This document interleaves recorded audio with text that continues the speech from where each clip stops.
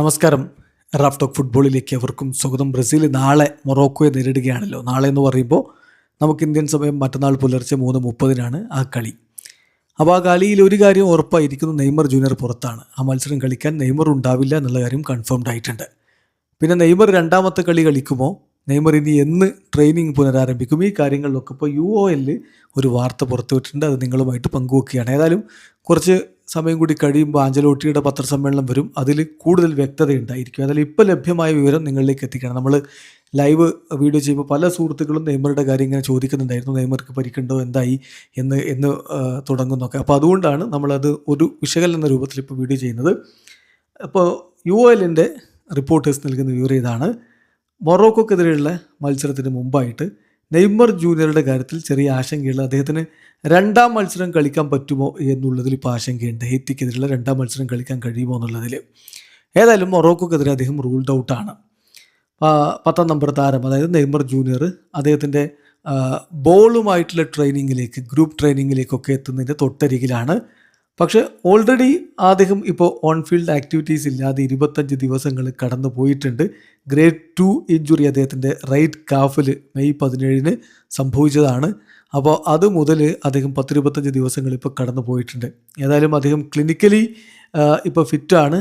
ഇനി അദ്ദേഹം ട്രെയിനിങ്ങിന് വരും ദിവസങ്ങളിൽ അവൈലബിൾ ആകും എന്ന് പ്രതീക്ഷിക്കുന്നു. അടുത്ത മത്സരം, അതായത് ഹെയ്ത്തിക്കെതിരെയുള്ള മത്സരത്തിന് അദ്ദേഹം ഫിറ്റാകുമോ എന്നുള്ളതാണ് സംശയം.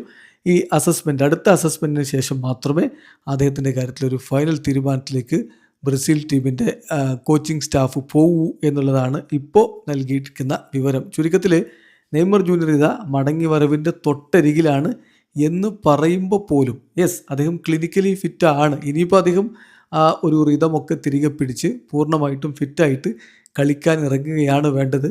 അതിനു വേണ്ടിയിട്ടുള്ള കാത്തിരിപ്പിലാണ് ആരാധകരുള്ളത്. അപ്പോൾ അത് തീർച്ചയായിട്ടും വരും ദിവസങ്ങളിൽ സംഭവിക്കും. ഹെയ്ത്തിക്കെതിരെയുള്ള കളി കളിക്കുമോ എന്ന കാര്യത്തിൽ ഇപ്പോൾ ചെറിയ സംശയങ്ങളുണ്ട്. എന്നാൽ പോലും അദ്ദേഹം ഫിറ്റായി അതിനുശേഷമുള്ള മത്സരത്തിലേക്കൊക്കെ എത്തുമെന്നാണ് പ്രതീക്ഷിക്കുന്നത്. ബ്രസീലിൻ്റെ അടുത്ത മത്സരം ഹെയ്ത്തിക്കെതിരെ 19-ാം തീയതിയാണ്. നമുക്ക് ഇന്ത്യൻ സമയം പറയുമ്പോൾ 20-ാം തീയതി പുലർച്ചെ 6 മണിക്കാണ് ആ കളി. അപ്പോൾ അതിന് മുന്നോടിയായിട്ട് താരം ട്രെയിനിങ്ങിലേക്ക്, ഗ്രൂപ്പ് ട്രെയിനിങ്ങിലേക്ക്, ബോളുമായിട്ടുള്ള ട്രെയിനിങ്ങിലേക്ക് എത്തും എന്നാണ് ലഭിക്കുന്ന വിവരങ്ങൾ. എക്സ്പെക്റ്റേഷൻസ് വളരെ ക്ലിയർ ആണ്.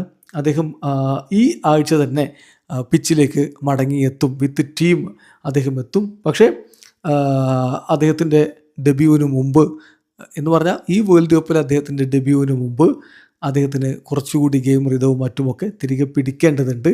അപ്പോൾ അതുകൊണ്ട് തന്നെ ട്രെയിനിങ്ങിൽ അദ്ദേഹത്തിന് ഇനി കൂടുതൽ വർക്ക് ചെയ്യേണ്ടി വരും. CBF എന്തായാലും ഒരു എക്സാക്റ്റ് റിട്ടേൺ ഡേറ്റ് ഇതുവരെ നെയ്മറുടെ കാര്യത്തിൽ നൽകിയിട്ടില്ല എന്നുകൂടി UOL റിപ്പോർട്ട് ചെയ്യുന്നുണ്ട്. ഏതായാലും നാളത്തെ മത്സരത്തിന് നെയ്മർ ജൂനിയർ ഇല്ല, അത് കൺഫേംഡ് ആണ്. സെക്കൻഡ് മാച്ച് അദ്ദേഹത്തിൻ്റെ കാര്യത്തിൽ ഇപ്പോഴും ഡൗട്ട്ഫുള്ളാണ്. ഈ ആഴ്ച തന്നെ നെയ്മർ ജൂനിയർ ട്രെയിനിങ്, ബോളുമായിട്ടുള്ള ട്രെയിനിങ്, ടീമിനോടൊപ്പമുള്ള ടാക്ടിക്കൽ ട്രെയിനിങ്ങും മറ്റുമൊക്കെ ആരംഭിച്ചേക്കുമെന്നാണ് UOL റിപ്പോർട്ട്. ഏതായാലും ഇതിലൊക്കെ കൂടുതൽ വ്യക്തത ഇന്നത്തെ ആഞ്ചലോട്ടിയുടെ പത്രസമ്മേളനത്തിലുണ്ടാകും. വീഡിയോ അവസാനിക്കുന്ന ഫുട്ബോൾ ലോകത്തെ കൂടുതൽ വിശേഷങ്ങളുമായി റാഫ് ടോക്സ്.